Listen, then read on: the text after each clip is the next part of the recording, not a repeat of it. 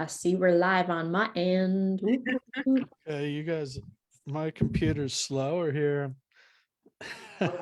Well, I'm gonna take your word for it, but I always like to check two places. But I got it here on my online on my computer and on my phone here. So, well, not on my phone yet. But welcome to the Ripple Effect with Dave and Erica. We have a special show today. We got the 4 boxes here, which is always nice for Zoom. And we have Evan Moss and Celeste Gordon, and they're really kind of a tag team, so to speak, in Rotary, where they have been in producing really 2 of the best events we've had this year. I even heard President Mary saying that was just really a like kind of an earth-shattering event for Rotary, the one where we had Evan Moss at the Asian Cultural Center. And too bad you missed it, Erica. It was really an incredible event. Yeah. We're going to debrief on that. I know we were trying to bring you on a little bit earlier, right after, but I remember it very well. And I'm going to have Evan give you guys debrief as well. But first I wanted to introduce, I haven't even said hi to you, Erica. I was getting set up and you were welcoming our guests before we went on. So I appreciate that. But how are you doing? Do you have anything you want to report before we get to our discussion today? I am excited. It feels like spring is right here. I got little babies growing over here to go in the vertical gardens. And I can't wait to see what we're going to talk about today with Celeste and Evan. How are you, David? I'm good. I'm good. Yeah, I'm excited too. And spring is here and the gardens are going well, so I can't complain. But I'm going to let them introduce themselves. I should have requested a bio from you guys, but I'm going to have Celeste go first. And if you don't mind giving a little testimonial for Evan before Evan introduces himself, and just tell us kind of who you are, your story, and what we're here to talk about today a little bit. Yeah, sure. So I'm Celeste Gordon, and I've been a member at the Rotary Club of Oakland for just around 5 years. I also chair their Diversity and Equity and Inclusion Committee, will be appointed to the board this coming June, and also work with diversity in our district 5170. So excited about that.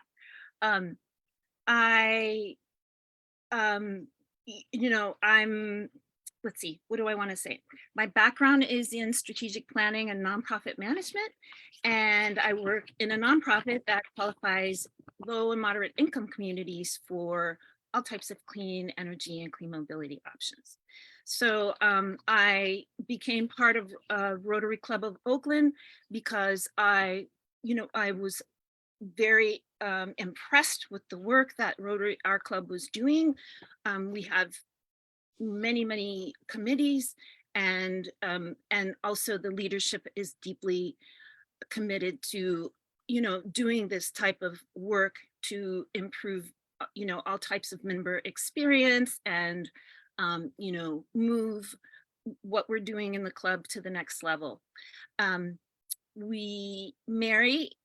President Mary, our president, heard Evan in his original let's say introduction to the world and was extremely moved and came and said we had to have Evan, we had to bring him to the club.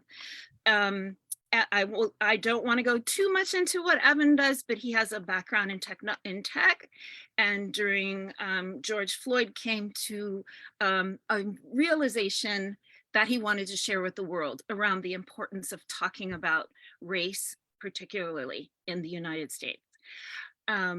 We brought him for a short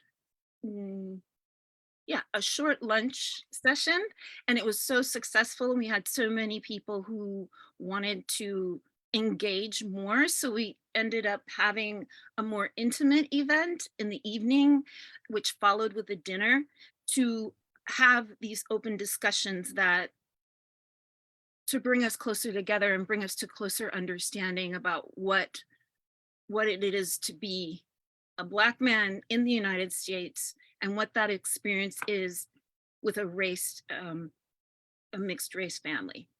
So I will then now pass it to Evan and let him talk. Evan Moss.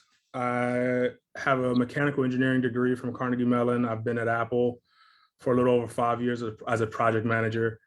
And I have 2 kids. Brixton is 4 and Hendrix is 2. And no one knew my name prior to George Floyd being killed. Like nobody, I wasn't being introduced on podcasts like this prior to me sharing that story for the first time, what it was like to digest George Floyd's murder as a Black father. Let's Talk About Race is the name of my activism. And I kind of chuckle at that because I wish on one hand, I almost wish I could have come up with something more clever, but I literally just had no idea what to title the meeting at work where I shared this story the first time. I had no idea what do you title such a meeting, knowing the gravity of the story that I was about to tell them. Let's talk about race. I didn't want anybody to be confused. You know exactly what this is.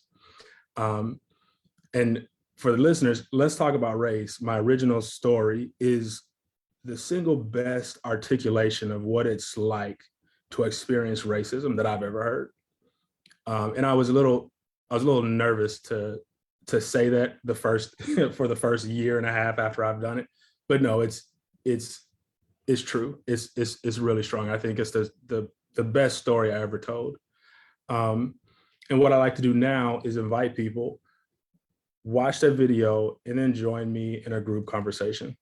That's what I've done with the Rotary Club. I've done it countless times with different organizations within Apple. I just did this at a conference. I've done it a couple times at conferences. I've done it at other companies. Just join me in an open conversation about what did you learn? What did you want to hear more about? And let's talk about race. I focus on race because that's the part of my identity that's attacked the most. It wouldn't make sense for me to go and talk about gender because I don't feel under attack for gender very much. But in focusing on race, it allows me to think through the problem in a way that can be applied to other forms of other parts of your identity, other forms of bigotry, whatever really impacts you. Yeah, and I'll just give a brief testimonial for what I really feel like we got out of those sessions is such a connection to you and your story and this understanding of who you are and admiration for kind of the rawness and the realness that you share. And I think it was really therapeutic because we have so much division around race and kind of spinning of the wheels, but there's no productive discussion. And what we actually need is a productive discussion where people come together. So that's what I see the venue of Rotary and why I was so optimistic. You know, our President Mary really mentioned that we need to kind of institutionalize what you talk about, because that needs to be kind of part of our collective consciousness, so to speak. And you know, that goes kind of hand in hand with DEI. And I know I've listened to actually a discussion of some of the stuff on the other side of the aisle, for example, on, you know, conservative talk, and they just say, let's just not do any of that. That's all, you know, and that's not a solution. That, you know, train has already left the station. I just think it's really how you do it in a productive, engaging, and thoughtful way. And that's what you guys really bring, and why I'm so happy to have you here to talk about it. You touched on something I want to comment on. You mentioned the connection of it. My whole goal it's my philosophy that everyone is a victim of racism. If you grew up in America, you absolutely guaranteed. And that's true regardless of what your skin tone is. And so, like, you know, I tell this to white people, and the first thing they say is, "Oh no, I'm a white man. What could I know about racism?" And I'll say, racism fooled you into thinking that you not having skin pigment is the reason why you and I can't connect. Like every time I do one of these sessions, I know there's at least one person in the room that feels, hey, that man's Black and I'm not, therefore I can't connect with him. And my goal is to just connect with so many people, to make it so hard not to connect with me, that all of the rhetoric around like, oh, he's different and I'm not. I just want to just completely destroy that without people even being aware that it's happening. Yep, let's blow that up. If you're just joining us and you don't know what DEI is or DIE or any of that, let's tell you. It's diversity, equality, and inclusion. And you can put it in different directions. It doesn't have to be that order, but it's so important. And I'm so glad you're speaking. Thank you. Yeah, and we're gonna ask Celeste. Actually, that was our next question for you, Evan. About I was, wondering about your mindset about going into the room, because you had such a process that if you don't mind, that Rotary event, like what were you trying to get to there? Just elaborate kind of on what you were saying, because there was really such a beginning, middle, and an end that when people walked out of there and go, well, that was quite an event, It's crazy because I don't plan anything. Like, and I wasn't there, so I want to know what happened because I don't want to miss anything. So, and I'm sure people tuning in, they don't want to miss anything also. So, and I'm going to be a Rotary speaker in a couple of weeks at a different club. So I'm taking my super tips from you. I didn't believe in anything before activism. Like when I say anything, I mean like religion wise, spiritual wise. I was very not just not religious. I was very anti-religious. I was very anti-spiritual. And what changed that for me was when I first started doing activism, noticing, holy crap, I never imagined I would connect with so many strangers. And the more I leaned into that, the more people I connected with, and the more the universe gave back to me.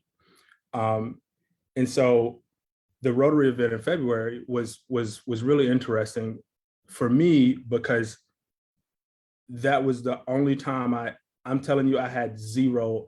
I got on stage and I was like, I'm gonna say my name is Evan Moss.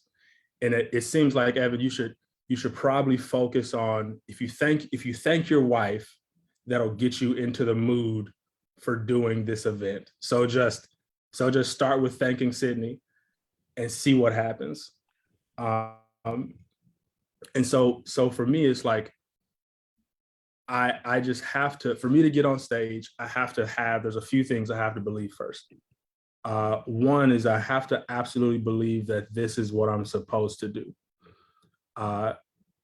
This is, a Christian would say, this is what God told me to do. Me just being a spiritual person, I'll say, this is the universe. The universe led me to be on this stage, and it wouldn't put me on this stage if it wasn't for good reason. And so I don't have a goal. I don't know what words I'm going to say. There's some ideas that come up in every session, but great. My goal really is to, Evan, just be as vulnerable as possible. Just be as open as possible, because if you can manage to do that, the universe will move through you and the right words will show up. And so that's like the only conscious thought I have the whole time. So much so I don't even remember the events as soon as they finish. As soon as it's over, I'm like, what happened? Somebody tell me. And it's kind of like, for me, it's just, Evan, if you can just exist in that space, force yourself to be vulnerable and to be open and to just connect with whoever is willing to make eye contact with you, whoever will like stare at you long enough, whoever's like brave enough to actually talk. Evan, if you can just stay open and vulnerable and interact with people, good things will happen. And it's, I'm an activist, but I'm like the most selfish activist you ever met, because I really don't care about the audience. Like the audience benefiting is like, oh, great. But for me, it's realizing every time I overcome that pressure and I allow myself to perform on a stage, I come out of it feeling so much more confident that when parenthood requires I overcome a similar level of pressure, and that I have a similar level of intellect, that I have a similar level, like similar ability of communicating. Like when my sons are old enough to require that of me, at least now I have proof that I can do it. At least now I've at least heard myself be articulate when I was still overwhelmed with enough anger that would have crippled like an older version of myself, a previous version of myself. And so when I'm on stage, it's just like, Wow, sounds like you're channeling. right, it just so happens like, oh, great. The audience benefited. Wonderful. Don't care. The real benefit is knowing, wow, Evan, when I say I don't plan, that means half the stuff I say when I'm on stage is new to me. And so I benefit from hearing my own thoughts. Like I benefit, like it's because every time just my thoughts, if it's not a new thought, it's an old thought that's more refined. It's an old thought that's more clear, that's more potent. And so again, the audience benefiting. It's like, great. But no And then matter at the end, though, you get their reaction. I thought that was a powerful thing, to where you get everybody thinking in your shoes, kind of thinking about what you've went through, how you feel about stuff, your history, family, relative, going back, and then they're able to share, their thoughts. So it's kind of creating this safe space for discussion without judgment, that I think is a powerful thing that creates this huge connectedness in the audience. And we don't have the time to go into all the ways that you do that, but you just have to kind of experience it. And I was going to have Celeste, if she has any comments on it, but I also wanted to ask her about the Rotary Diversity, Equity, Inclusion Committee, because Oakland Rotary is known for this new effort, which I think the quickest way I have to describe it is that really the status quo is, let's just do everything the same way we've done it, which doesn't work. Let's fund every program. And that leaves out all these other programs that are just not fun. It's based on, it is that, people call it systemic racism or institutional kind of exclusion, whatever you want to call it. But I think what I see in the DI effort, there's many ways to do it, is that we're opening it up and just saying, let's just get rid of that old way of thinking, the old model, and let's look at this as what is more fair and what makes more sense. But I'll let you explain what that effort is. And you actually introduced Evan at that event, because it was part of DI that even brought Evan there and is having this as part of our club. Yeah. Exactly. So what's really interesting is that our approach, so one is, I just want to also just offer thanks and gratitude for leadership at Rotary Club of Oakland, of looking at these issues and being willing and having an open heart and being brave enough to take that challenge, even though, as Evan said, it's accessible to anyone, but then there's that people hold back because of fear. So, which really the beauty of this event is that completely goes away because of what Evan spoke about, the openness, the vulnerability, the presence. It, again, I said this last time, but it opens people up. So just gratitude to Rotary Club of Oakland for saying, we want to do this differently. We do amazing work, and we want to do even better work by understanding our community, understanding each other, and knowing each other's experience. So there's that. And then Rotary International has also done that, and they've made very strong efforts and initiatives in helping to guide us through this. So our particular club, it's a very simple statement. Anyone who walks through our doors, anyone who connects with us, any program, any youth person getting a scholarship, they feel they belong, they're welcome, they're heard, and they're celebrated. Everyone. So what does that mean? You can't just do that with a giving out a grant or one scholarship or looking or having a speaker even. It has to be in everything. So we weave these ideas and these, how do we, in everything we do, create that within the Rotary Club of Oakland? So it's a bit of a different approach than most Rotary clubs. And all of those things are wonderful. Everybody has to start with wherever they are and with what they have before them or their knowledge or their resources. But this was what we did. We engaged with consultants to make sure that we're using good practice, that no harm is done in the process. We built it on data. We asked members, where do you feel you belong and where don't you feel you belong? So what is it as a club? What do we have to do? All of us, leadership, members, and every committee working together to make this happen. So that's the approach that we've taken. And so the wonderful thing about Evan is that it really fit in so well, with that whole concept of weaving it into everything, weaving good practice into everything, because it not only was it a speaker, but it was also a social event after, we could sit together and process what we had taken in. And it really does bring people together. Can I share a story real quick that Sure. illustrate, just to support what Celeste said? This a couple weekends ago, I was in a Black History museum with this white guy, and we've been talking about race. And he says, "Evan, can I ask you a question? What is your hair?" As I had a hat on, what's your hair look like when you let it grow out?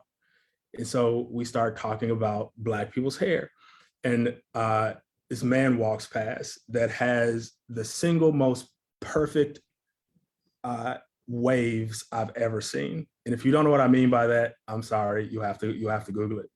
And I tell Dave, my white friend, I said, "Man, I just saw a guy. You missed him, but if we see him again, like, you have to look at his hair, because his hair is the epitome of Black man's hair." And sure enough, we see the man. He was nervous to have a conversation, and I strike up a conversation for like 15 minutes. These three strangers, we had this beautifully warm conversation about Black people's hair. I see Dave a couple of days later, and he's like, "Man, I went to, I'm on vacation. I go to a March Madness basketball game. The game is great. And I realize I'm sitting here staring at men's hair. Like, I'm not even interested in the game. I'm just sitting here looking at every man walks past and appreciating his hair." And I share that because it's so perfectly illustrated. Like, there's so much beauty in life that is simply missed because of a lack of awareness. And I don't know of a way to increase your awareness on anything without having an actual conversation about it. But the moment you do, it changes everything, and it becomes so much easier for an organization to say, we're gonna overhaul everything, when you're willing to talk about anything. So That I would ditto that. Like, I also would like to share a story. So one story is we had actually a past president who was a doctor, and after that session talked to me about what he had taken away and what he had learned, and it was about trauma and the effect of trauma. And he connected what had happened in that room to his profession and said, "This is something I now completely understand, what the health implications of trauma is." I mean, that's amazing. right, like, I'm sitting here now. Evan, don't get emotional. Evan, don't don't cry, Well, Evan. It's okay to be emotional, even if it's on for the world, but trauma, if you're not paying attention, then you're not having trauma. But if you're paying attention, there's some level of trauma. This is my sweet spot. So yeah, so good. And it's okay to cry. Yeah. There's a song about that. It's not even about crying. It's just like, Evan, just maintain composure. Kind of going back to the previous question, Evan, what's your goal? It's like, I never could have told you that my goal was to help a doctor understand and be better at their job, how many lives have I positively impacted from that one thing? And so for me, it's just like, bruh, just stay open, stay open and vulnerable. Right. Well, and then just the fact that, I mean, it was like he took my hand and said, I have to tell you this. And then I have another story about a group of friends who, they were not friends I necessarily knew. I took this as an opportunity to invite them because I wanted them to learn more about where I spend a lot of my free time and what Rotary is about, and how, you know, we want to hear diverse thought and we want to innovate. We want to build on the amazing things we're doing. So this was a group of people I didn't know very well. They came to the dinner and they're having a talk on race. They're having a dinner to talk about race with like 6 or 7 people, including some who didn't come. So tell them to invite me, I'll show up. okay. Everything is a communication. Yep. I mean, I see it as really getting everybody on the same page. And I think one criticism of equity is that, you know, they think of it in financial terms, like we can never make everybody exactly as well off. You know, it's more about like the process and the openness that we're willing to bring everybody onto the same page and see where the issues are, instead of we don't want to talk about that. Right. So, I mean, So I was, Erica, do you have any reaction, or we had a couple more questions for Evan, I know. could I make What were one? you going to say, Celeste? What were Yeah, you gonna... one little teeny tiny comment just about the equity equality. So, I mean, I like to talk about it like, it's not that we all have to be the same. It's that we have what we need to be successful. We have what we need to feel we belong. We have what we need, you know. And I heard this amazing person talk about the shoe, right? So we want a shoe that fits us for what we need to do. We don't all need the same shoe. If you're running for Nike, you can't use a high heel, right? That's not going to get you there. If you going to go, you know, go on a beach walk, you're not going to put on your, you know, your combat boots, right? So you need, it's equity is about giving, that people have what they need to be their full authentic self and value and contribute, but with what that person needs to get there. Yep. Yeah, we just Not had a the same, conversation not the on same. self-actualization. I think Evan's a great example of being self-actualized to where you're fully comfortable. You know, Bruce Lee calls it being in the flow, you know, of just sharing in your own power, and everybody feels that. So you kind of bring everybody to where you are. And it's not really about forcing anything on them. It's that what that does to their understanding and awareness that changes people, and I think changes, you know, people's opinions on things, you know. So Yeah, thank you for that, Erica. Thank you, I appreciate it. I know. Go ahead, Erica. I signed up for this training that my colleague is doing. It's called the Untraining. Have you heard about it? I'm nervous about what I'm about to say next, though. Keep going. Well, I put my name in the hat to be like part of the next round of people. And so it sounds like it's all about this undoing of what has been done. And so I'm looking forward to it, and Love that. I'm nervous, I'm excited, I'm all the emotions about it, but it's about, yeah, it's all about this. It's all about this, but from like, I mean, I don't even know what it is, but I'm having a whole imagining about what it's going to be like. Just what I read, it was very potent about it. And yeah, it's needed. After every time I speak, so okay. I think Are you speaking right now? Are you speaking right now? This Who's doesn't count. talking to us? I'm not particularly like afraid, but like whenever there's a massive amount of like vulnerability, I come out of it knowing, Evan, you just unlocked a new gift. Like I think of you know, spirituality. The only benefit of spirituality is because if you have a spiritual practice, it grants you spiritual gifts. how do you, like in my head, like the currency that gets you these spiritual gifts is vulnerability. And so it's like I can have 100 conversations, or I can talk to 100 people at once. It doesn't really matter. It's still like 100 vulnerabilities, and that's how much it costs to get the next gift or whatever. Recently,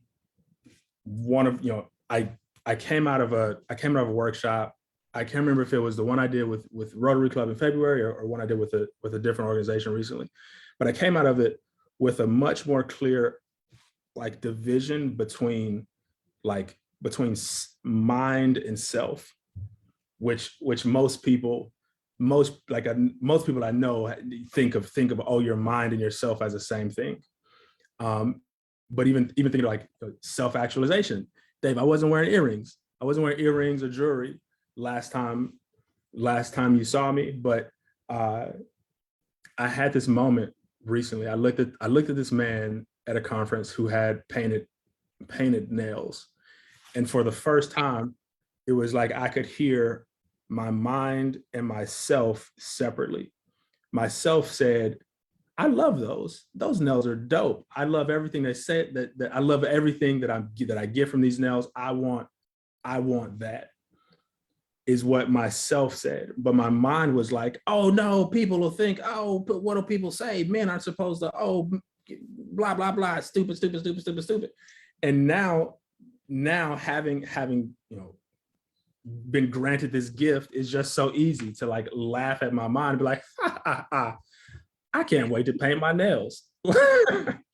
No, I love it. I was gonna ask you, because we are almost at time here, about, I'll just say, I think most organizations could use a discussion like this, but what groups out there are you looking to speak with and take through this kind of process and journey with you? If there's any people that you think make a good group, or a certain area, or Humans. pretty much any organized group could. My goal is to talk as much as possible, to do this exercise, to get in front of as many people, and to talk about race with as many people as possible. Because on one hand, you think, oh, Evan, prioritize white people. They're the ones who need to know the most. Sure, that on one level, yes, that's one whole, like, changing a white person's mind is a completely different energy than realizing I just unlocked the potential in a college student. So I truly don't, I don't know. Like, white people can go do, a white person who understands racism can do something in a different way than a Black person who can articulate their experience. I don't know which one is better. And so I want to talk to as many folks as possible. What I really love about the Rotary organization is there's already people that are meeting regularly all over the country. And I have reason to believe a bunch of them are not Black. Everybody. I want to talk to all the people. Yeah. So if we're talking to aliens, we'll just need a translator. Yeah. If we're talking to elephants, we probably don't need a translator. I've been watching elephant videos for some reason. So what do you do when you're not speaking to humans? I just forget. I don't know if we have time for this, but I would love for everybody to know. You already said tech. Well, yeah, I'm a project manager that pays the bills. Yeah. I'm anxiously trying to figure out, how can I commit more of my life to activism? I love that. So I just saw this documentary film that was about, it was a friend of mine worked on this documentary film about Texas. The gun law just shifted, and this activism. Have you seen this documentary film? You could look it up through Insta. Cox, not Glocks. Okay. It's like $3 to watch this film. It's 20 minutes, and it's like, and then you see what's going on in Tennessee, and they're stepping into whatever that body of government is. They're stepping into the House there. The students of Tennessee. It's so beautiful to see what's happening. So, you got this amazing voice and you're speaking and you're opening up your mouth and you're channeling. And that's so exciting. And I support you. I don't know how I can support you, but I would love to support you. And I can't wait to trade recipes, and good for Rotary. Yep. Good for Rotary of Oakland, and good for all the Rotaries, because they need this. And thank you. Yeah, It's- we can't look wait forward to to- having you guys back at some point. I actually have a new program that you'll be interested in, Thought Leader, which we'll be talking about on Quantum Leap, and talks about a lot of these concepts that you embody so well. So thanks to you guys, Celeste, too, for coming on. And I know we're at time. I got to go take my daughter somewhere here, but we'll definitely have you guys back and keep in touch. If I there's said hello. Yeah, will do. Is there a good way to get in touch with you? This is actually the other daughter that you hadn't met, the 17-year-old, but she's from Ivory Coast. Yeah. Any way possible. There's, I think you have my phone number or email. I'm on LinkedIn. I'm on Instagram. However possible. Okay, Okay, and very that well. blip that you said that you did with the Rotary Club, is that available for people to tune in, or is there a certain blip? We could put it in the chat, whatever that blip is that you want to share. On YouTube. It's on YouTube. Okay, we can look it up by your name, Evan Moss. Yep. I will put the link in now. Okay, and thank you so much for tuning in, everybody. This has been a fabulous episode of The Ripple Effect. All right. Good work, everyone. you We'll so see you much. next week. Thank you.